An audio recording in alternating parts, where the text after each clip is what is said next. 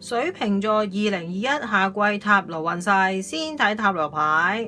水瓶座你夏季忽然間好擔心喎。平時你應該都好活躍，周圍去游下水，享受夏天嘅。但係今個夏天你會個焦慮感係重咗嘅，可能而家疫情影響嘅關係啦，外在因素，而你內在嘅溝通唔夠啊，令到你好似棘住咗喺度。個人方面係咁嘅，但係唔需要擔心嘅。天使喺呢度提你，只要你聆聽你嘅內在，同埋你係無形中受到保護嘅，對於一啲負面嘅能量，所以而家見到你係有啲睇唔通件事嘅，但係就唔係太嚴重嘅。不過亦都要小心注意防疫啦。雖然呢度講話你係受到保護嘅，只不過係負能量，即係總之就要安全啦。呢個係你個人嘅信息啊。水瓶座你係可能而家係有一啲不公平嘅情況，你見到你又控制唔到，好心裏面好焦慮啊，感覺到要多啲 work on 你嘅心輪黑 chakra。呢度係綠色，呢度係綠色。只要你咁樣做多啲呢，你就唔會咁容易焦慮，同埋會容易睇得開啲啊。因為你而家持續擔心咧，一路累積緊啊！要知道呢一個係人生嘅循環啊，無論你遇到任何事都好，只要你加強你嘅溝通啊，無論對於內在同埋外在都好，因為你溝通係冇問題嘅喺社交方面，但係要加強咯。可能你講啲唔講啲嘅時候咧，就容易會有誤會啊！咁呢度就見到咧，有引致某一啲失望嘅事件出現咗啊！可能就係因為咁而令到你好擔心啦。可能你係喺言語方面講錯咗啲嘢啦，咁受到其他人嘅批評啊，所以而家你就覺得都係唔講啦咁樣樣。咁又唔係咁嘅，咁只要你面對呢一個事件，誠心誠意咁去處理、認錯、加強溝通，點解你會咁樣講呢？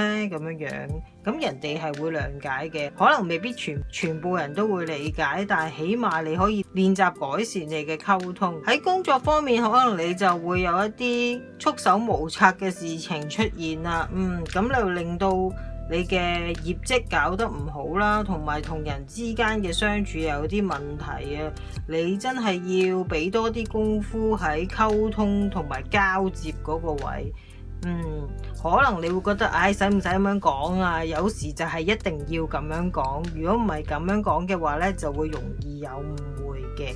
咁加上你對你嘅事業心都好強啦，咁可能你就係太過想達到嗰個目標而忽略咗某一啲細節啊，交代諸如此類嘅嘢啦。即係可能你諗住同個人講聲先嘅，但係都係自己做咗先，就係咁咯。至於錢方面係有啲事件令你好失望嘅，可能你有一啲投標活動或者機會係落空咗啊，令到你唔係咁開心。因而咧就會對自己有啲失望，咁跟住就有啲沮喪啦。但係水瓶座你真係要好好平衡你自己咯，而家見到唔係好平衡啊，一時你就會好想去得到嗰樣嘢，一時你就覺得自己唔值得啦。如果咁樣拉扯法呢，你就會容易突然間失去某啲嘢，所以你真係要多啲連結你嘅內在，尤其是你嘅心輪啦。喺感情方面，我明白你嘅心輪點解咁需要去療癒同埋 connect 啊，因為你對於曾經同你一齊過嘅人呢，稱之為 X 呢，就仲未清啊，仲未清得晒啊！你要好好同自己連結，究竟你想點呢？同佢，你要諗清楚。如果嗰個人俾唔到你想要嘅嘢，或者令你覺得自己係唔值得嘅話呢，或者令到你係非常之唔開心嘅話呢，你真係要 release 佢，但係仲未清得晒咯嚇。所以而家係時候夏天真係要清一清佢啦，好似清熱氣一樣。點樣清法呢？可能你會問，就好似頭先咁樣講，你要連結你嘅內在，聽從你嘅直覺嘅聲音啊，尤其是療愈你嘅 Heart Chakra。點解呢？你係值得嘅，你係值得開心、幸福、美滿嘅愛情嘅。無論水瓶座你以前嘅佢係點樣對你都好啦，咁你只要做好你療愈嘅工作，事件就會有進展嘅。同埋你要加強你嘅溝通。如果你對佢已經你唔想再同佢一齊，你唔想同佢一齊，你真係要同佢講清楚。你溝通方面咧，真係唔好講啲唔講啲。如果唔係咧，可能你自己心裏面仲期盼住某啲嘢嘅，但係你都要忠於自己，同埋接受對方已經離開嘅事實咯，就係咁。同埋雖然係講感情啦，但係你要對你內在小孩好啲咯。呢度講話有時太過鞭策自己啊，又喺任何方面，可能就係因為呢個太貪心啦，野心有時實在太大啦。野心實在太大啦，你好想快啲去到呢一個位，但係有好多嘢就會忽略咗同犧牲咗咯。